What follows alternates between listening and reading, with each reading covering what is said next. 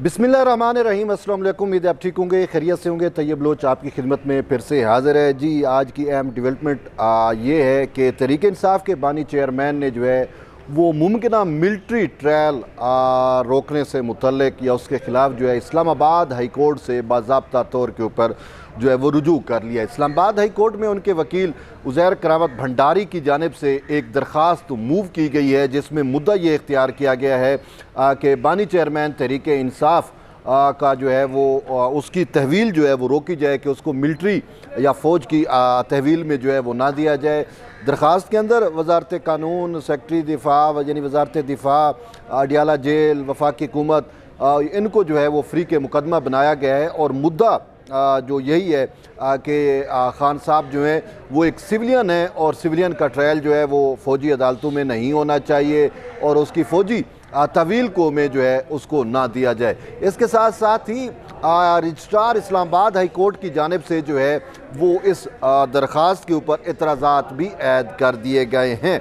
Registrar Islamabad high court की जानिब से दायर करदा एतराज़ात में ये बुनियाद बनाई गई है कि जो दरख्वास्त दी गई है उसमें कोई मुतलका आर्डर नहीं है, कोई दस्तावेज़ नहीं है और कोई FIR का जिक्र नहीं है। और दूसरा ये है कि 9 मई का अगर कोई वाक़या हुआ या कुछ इस तरीके से जो भी उसका मिलिट्री ट्रायल होना है उससे मुतल्लिक हमारे पास रिकॉर्ड नहीं है। और दूसरा ये कि अगर ऐसा कोई मैटर है तो वो तो जो है पंजाब की जुरिस्डिक्शन में आता है, इस्लामाबाद की जुरिस्डिक्शन में आता ही नहीं है। तो इसी वजह से ये एतराज़ात जो हैं वो दायर कर दिए गए हैं। लेकिन अब देखना ये है कि इस्लामाबाद हाई कोर्ट की एक रिवायत रही है, आपके सामने है, मैं नहीं बल्कि अमूमी तौर पर तासुर है इस्लामाबाद हाई कोर्ट के मोअज़्ज़ज़ जज साहबान के बारे में कि वो तहरीक इंसाफ की के बानी चेयरमैन की सहूलत कारी के लिए कुछ भी कर सकते हैं। लेकिन ये तासुर सिर्फ इस्लामाबाद हाई कोर्ट सिर्फ इस्लामाबाद हाई कोर्ट के जजेस के बारे में नहीं है, अब ये तासुर तो मुअज़्ज़ज़ सुप्रीम कोर्ट ऑफ पाकिस्तान के भी जजेस के बारे में बन चुका है, क्योंकि मखसूस नशिस्तों के केस में जिस तरीके से उन्होंने मावरा आइन जो है वो फैसला दिया, एक खुद साख्ता रिलीफ तख्लीक किया गया था बानी चेयरमैन तहरीक इंसाफ के लिए, तो ये तासुर जो है वो मजमूई तौर पे या बदलिया पे ये तासुर आ चुका है। और ये हकीकत तो यही है कि अगर मैं आपको बताऊं कि इस्लामाबाद हाई कोर्ट हो, सुप्रीम कोर्ट हो या लाहौर हाई कोर्ट हो, इन तीनों अदालतों के अंदर हमें एक तासुर ये ज़रूर मिलता है कि जी जुडिशल कू लगा हुआ है। इमरान प्रोजेक्ट के जजेस जो हैं वो अक्सरियत में आ चुके हैं और उनकी हर मुमकिन कोशिश है, वो ना आइन को देख रहे हैं, ना कानून को देख रहे हैं, ना अपनी अदालती रिवायात को देख रहे हैं, बल्कि वो पॉपुलिस्ट अप्रोच की नज़र हो चुके हैं। और पॉपुलिस्ट अप्रोच और तहरीक इंसाफ को के बानी चेयरमैन को रिलीफ देने के लिए वो किसी हद तक भी जा सकते हैं, ये एक तासुर ज़रूर है।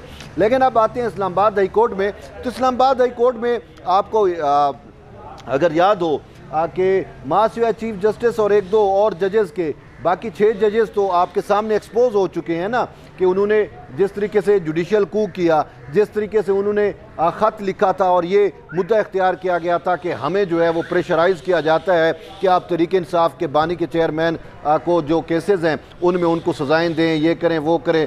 तो यानी कि उन 6 जजेस को फिर अतर मिनल्ला ने भी अपना हीरो कहा। और ये बेसिकली जो भी जज अपॉइंट किए गए थे ये जानिब अतर मिनल्ला की थे, यानी अतर मिनल्ला की जानिब से थे। और अतर मिनल्ला वैसे सबसे ज़्यादा फैज़ प्रोजेक्ट का सबसे ज़्यादा फैज़ याफ्ता जज वही है, ये तो एक हकीकत है। लेकिन इसके साथ साथ मैं आपको बताऊं कि यही इस्लामाबाद हाई कोर्ट रही है।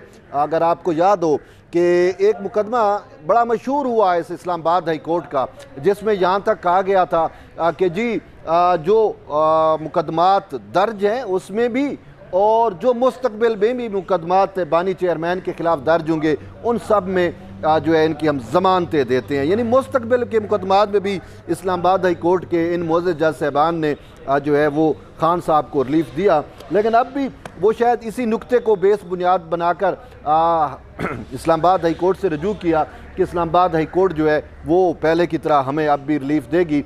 लेकिन अब मसला ये है कि उन्होंने अपनी दरख्वास्त के अंदर जो फार्मेलिटीज़ हैं, जो कानूनी तकाज़े हैं, वो भी पूरे नहीं किए, डॉक्यूमेंट्स भी नहीं लगाए, शायद इस बुनियाद पे कि भाई चूँकि जब जज ही वकील बन जाएँ तो फिर ये ज़ाब्ते की कार्रवाई करने का मकसद ही क्या है, बस एक फार्मेलिटी के लिए दरख्वास्त दो हमें रिलीफ मिल जाएगा, शायद वो कहीं ये समझते हूँ। लेकिन रजिस्ट्रार इस्लामाबाद हाई कोर्ट ने जो इतराज़ लगाए हैं वो इतराज़ वैलिड हैं, लेकिन इसके बावजूद एक चीज़ हमें देखने को मिलती है कि इन एतराज़ात के बावजूद भी जो है वो मुकदमात की समाअत होती रहती है। ताहम अभी जजेस भी छुट्टियों पे हैं, शायद देखते हैं कि ये मामला किस सिमत जाता है। अब वजह क्या है, वजह मैं आपको बताता हूँ कि दो वजूहात हैं बेसिकली खान साहब के मिलिट्री ट्रायल की। एक तो सानिया 9 मई हुआ और उसमें भी आपने सुना होगा कि उसका ट्रायल होना है। दूसरा अहम मुकदमा, दूसरा अहम मामला जो है वो अपना फैज़ साहब हैं।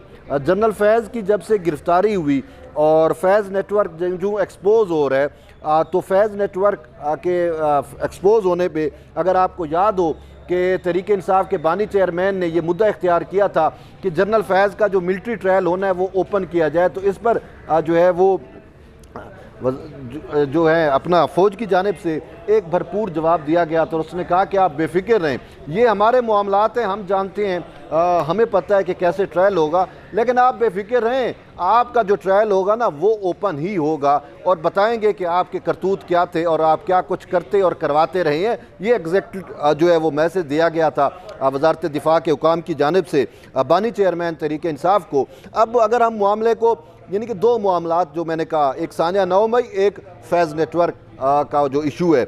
अब अगर जनरल फैज़ जो है वो उसका ट्रायल साफ ज़ाहिर है आर्मी एक्ट की सेक्शन 31 के तहत चल रहा होगा और उसमें एक ये चीज़ भी सामने आ रही है कि इमरान खान ने फैज़ के साथ मिल के गद्दारी की भी कोशिश की, बगावत की कोशिश की, रियासत के ख़िलाफ़ बगावत की कोशिश की, हुकूमत का तख्ता उलटने की कोशिशें। तो बड़े सख्त केसेस जो हैं वो खान साहब के ख़िलाफ़ हैं और ख़ान साहब इसी वजह से बहुत ज़्यादा प्रेशर में हैं, बहुत ज़्यादा दबाव में हैं और वो चाहते हैं कि कुछ भी हो जाए मुझे फ़ौज की तहवील में ना दिया जाए। कुछ यानी कि तकरीबन 2-4 दिन पहले भी जो है वो अडियाला जेल के आसपास फ़ौजी कानवाया देखा गया, फ़ौजी गाड़ियाँ देखी गई, तो उस टाइम भी ये शोर मचा था कि शायद खान साहब को जो है फ़ौजी तहवील में दिया जा रहा है। तो अभी खान साहब फ़ौजी तहवील से बचने के लिए अपने हाथ पाँव मार रहे हैं, सहूलतकार जजेस को अप्रोच कर रहे हैं। अब देखते हैं ये क्या करते हैं, लेकिन असल इशू ये है कि अगर सपोज़ करो कि जनरल फैज़ की जानिब से जो चीज़ें सामने आ जाती हैं और वो बतलाते हैं, क्योंकि एक तस्वर ये भी है कि फैज़ इमरान खान को इस्तेमाल नहीं करता रहा। बात यह है कि खान साहब फैज़ को इस्तेमाल करते रहे और फैज़ ने इंटेलिजेंस एक पैरेलल इंटेलिजेंस स्ट्रक्चर कायम किया हुआ था और वो फिर सिविलियन मामलात में, यानी आफ्टर रिटायरमेंट की बात मैं कर रहा हूँ कि वो जब रिटायर हो गए थे उसके बाद उसके लिए वो फिर हुकूमत को भी मैनिपुलेट कर रहे थे, ब्यूरोक्रेसी के पे भी उनका दबाव था, जजेस के ऊपर भी दबाव था, अदलिया के ऊपर भी दबाव था और जुडिशरी के ऊपर तो बेइंतहा दबाव रहा है। जिस तरीके से आप देखते हैं कि जो सहूलतकारी होती थी, जो सारा कुछ होता था। तो अब ये फैज़ के इंकशाफात अगर हम सामने रखें जो कि अभी तक सामने नहीं आए, लेकिन जो मुमकिन तौर पर हमें चीज़ें नज़र आ रही हैं, तो उसके बाद से तो खान साहब का बचना जो है वो किसी सूरत मुमकिन नज़र नहीं आ रहा। तो इसी वजह से ये बहुत ज़्यादा खैफ हैं, बहुत ज़्यादा परेशान हैं। कभी इनको एक आर्जा भी है मैदे का, वो भी लाक हो जाता है। तो अब देखते हैं कि मामलात आगे किस सिमत चलते हैं, लेकिन एक चीज़ जो सबसे बड़ी वाज़ेह है वो ये है कि खान साहब बहुत ज़्यादा अब घबरा चुके हैं और इसी वजह से वो हाथ पाँव मार रहे हैं। लेकिन दूसरी सिमत देखना है कि फैज़ का जो ट्रायल होता है उसमें क्या इंकशाफात सामने आते हैं, क्या हक़ाइक़ सामने आते हैं और फिर उसकी रोशनी में इमरान खान का ट्रायल कैसे चलता है। फिर वो बाद की बातें हैं कि जब इसका ट्रायल हो चुका होगा, ट्रायल जो है फैज़ का, फिर मुकदमा बनेगा खान साहब के ख़िलाफ़ और ख़ान साहब का जो मिलिट्री ट्रायल होगा फिर उसमें जो सज़ाएँ होंगी वो बाद की बात है कि फिर वो सिविलियन अदालतों में उस अपीलों के को लेके आएंगे। लेकिन एक बात है कि ये जो अदालती महाज है, अदालती महाज में ये जो इमरान प्रोजेक्ट के जजेज़ हैं या फैज़ नेटवर्क के जजेज़ हैं, ये अब भी यही समझते हैं कि हम जो है वो अपने इमरान खान को भी एट द एंड जो है वो रिलीफ दिलवा देंगे, उसको भी जेल से निकलवा लेंगे और वो ये भी समझते हैं कि फैज़ को भी हम निकलवा लेंगे।